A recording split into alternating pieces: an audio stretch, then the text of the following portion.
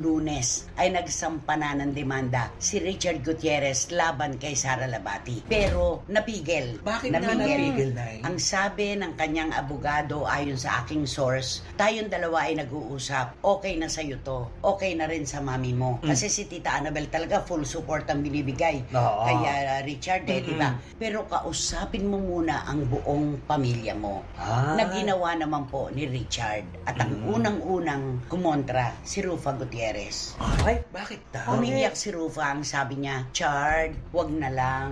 Let's wait for the right time. Kasi 10 years old na ngayon, Si Sayon. Oo.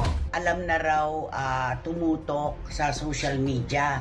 Nagbabasa na. Alam na ang mga nagaganap. Nakakaawa naman daw yung mga bata. Yun ang sabi ni Rufa.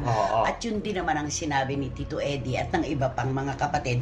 At kahit si Tita Annabel ayon sa aking source ay nagpahinuhod.